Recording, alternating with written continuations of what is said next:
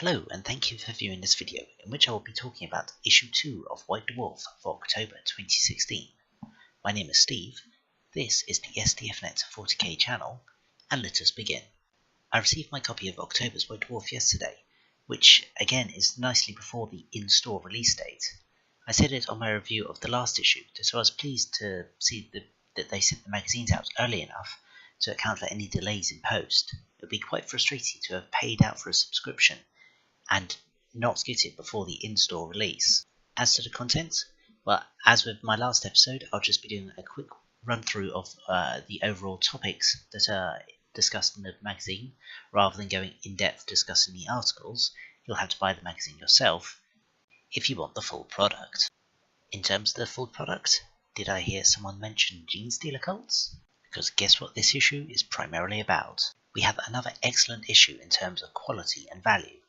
You see other specialist magazines out there, White Dwarf seems a fantastic proposition. The cover art matches that of the Gene Stealer Codex, and I will be doing a review of that at some point later. Diving into the issue, we have a Meet the Team section, plus a new editor. Let's all wish Jez all the best in his new role in the design team, and welcome Matt to his new role, and see what he has in store for us. Then we get into the Planet Warhammer section, which goes over all the new releases. Obviously, Gene Stealer cults feature heavily here. It talks about the new releases, starting with the Blood Coven, which is simply a re-release of the character models from Deathwatch Overkill, which at £37.50 is basically holding up a big neon sign saying "Go buy Deathwatch Overkill." On the opposite page, we have the Goliath truck, which is the faction-specific vehicle for Gene Stealer cults. It illustrates the two variants, the basic truck or the much better looking rock grinder version. I suggest you check out my video on the Phase 2 Gene Stealer Cults releases for my full opinion on these to save me repeating myself here, but long story short, basic truck okay, rock grinder great. Next we have pages dedicated to the Acolyte and Neophyte hybrids. Again, not wishing to send you away from this video, but I've covered my thoughts on this in my video on the Phase 1 releases. In summary, mutations are fun, the faction-specific weapons like the Seismic Disruptor doodad, web guns and rock drills are all I want on my models, and the design aesthetic is sound. We then see a double-page spread on the guard conversions that you can make with the cult upgrade sprue.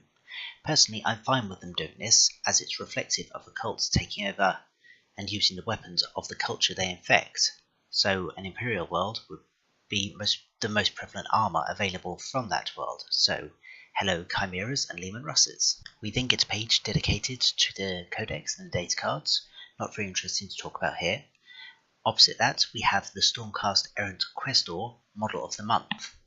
Now, if you've watched my White Dwarf issue 1 video, you will have gathered my complete apathy towards anything Age of Sigmar, and particularly Stormcast Eternals, who are basically the Smurfs of fantasy. All praise the mighty Sigmarines. Anyway, now I've offended some of my audience, I wanted to talk about this model a little, as it depicts a non-Caucasian skin tone, which is something you see so irregularly in this hobby. I can't actually recall another example in official print media. I'm not saying it's not out there, but I think we can agree that Caucasian is the dominant skin tone in 40k. Personally, I've never understood this. I always try and vary the skin tones from the very darkest to the most pale, within reason. Obviously you're not going to get a lily white Catachan. I feel a little variation provides a more realistic demographic representation over the models.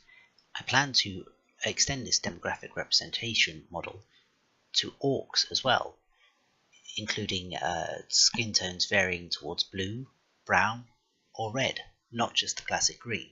That said, I do struggle to get realistic skin tones on darker shades of human flesh. If anyone has any techniques or suggestions on how to achieve this, please let me know. But I sense I'm getting a little distracted from what I'm meant to be discussing here, so I'll shelve the topic of racial diversity for another time. Perhaps combine it with gender diversity, so I can dig myself a very deep hole discussing very inflammatory subjects. Stay tuned for that. Although I'm not sure how you would add gender diversity to orcs in the same way as skin pigment variation. Do orcs even have genders? I guess we'll find out. Back to the White Dwarf. On the next page, there's the announcement of some new texture paints in a wider range of colours and using different materials and gradients of matter to give the effects. On the opposite page, we have a mention of the comic, which I will come to later, and the Genestealer Cult dice. Again, for my views on these, please see my Phase 1 release video.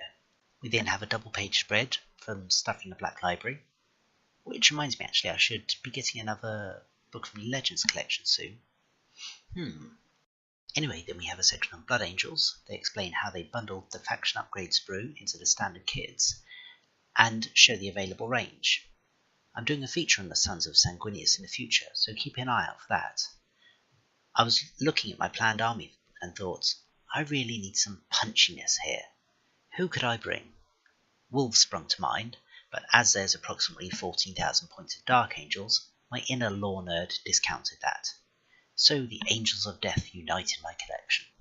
I'm being somewhat tangential today, aren't I? I blame Cultist Chan. She's a bad influence.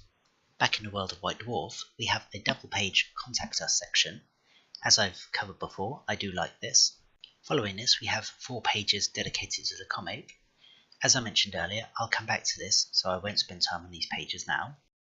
Then we have a Hall of Fame featuring Smaug from the Hobbit game. A really well painted model and all, but I'm not a fan of the Hobbit films, so this does little for me other than going, ooh, pretty. Did I mention wolves? Wolves are strong. Well, they're next. This month's Army of the Month is Strike Force Strike Force Mjolnir.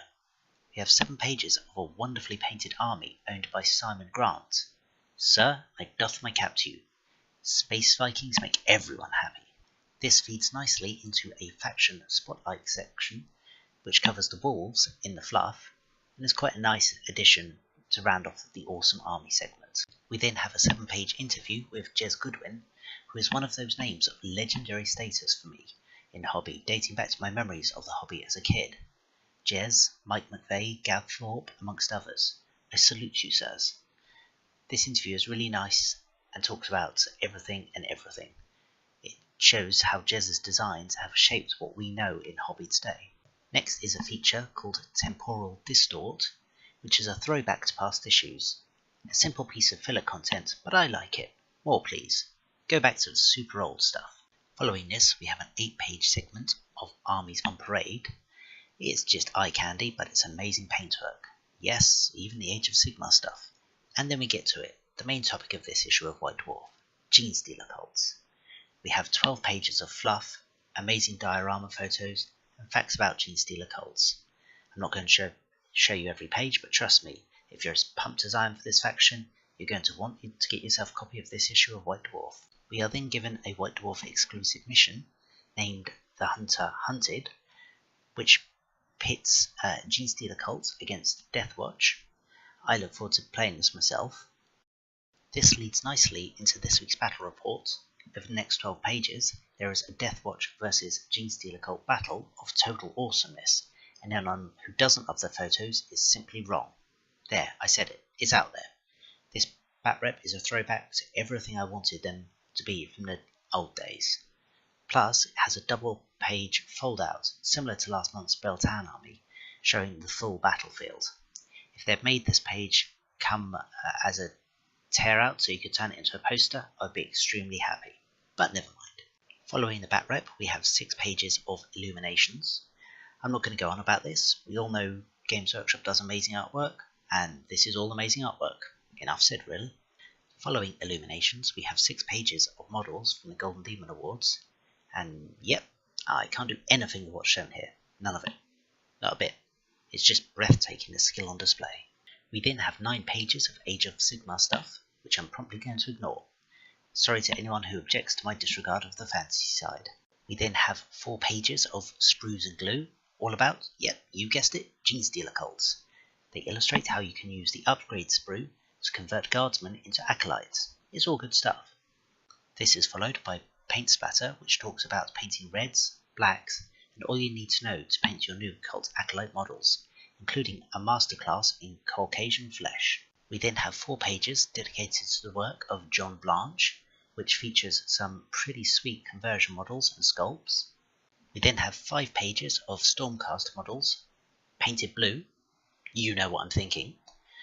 They are well painted in fairness though. And finally, readers' models.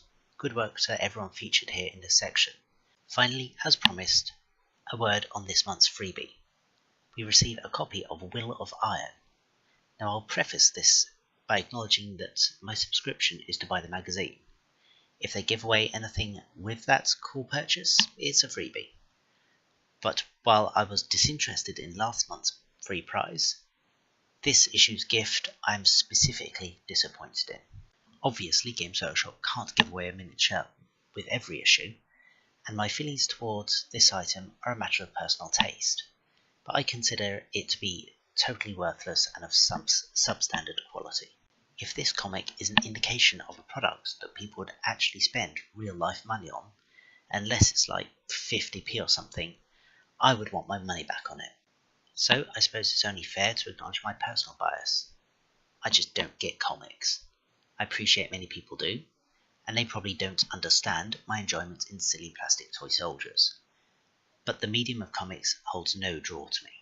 That's not to say I dislike the subject matter of comics. I love all the Marvel movies, and I watch plenty of stuff on TV and on YouTube that explains the stories and interconnections between the different franchises. There's an interesting story there. It's just the presentation of a comic isn't for me. If this had been a short story, a little something from Black Library perhaps, a mini novelette or something about Gene Stealer cult infestation or something, I'd have been all over it like a rash. But this, I'm not. My bias aside, an assessment of the value for money were this to be a purchased item, well, it's A5-ish page of mid-quality paper and printing.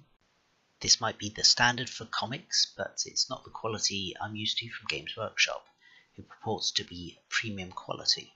Discounting the front and back covers, we only actually have 30 pages of content, of which 16 is actual story and the rest is advertising or a design process featurette. The artwork in the book is okay if you like that style. It's different to anything else that I'm aware of from GW.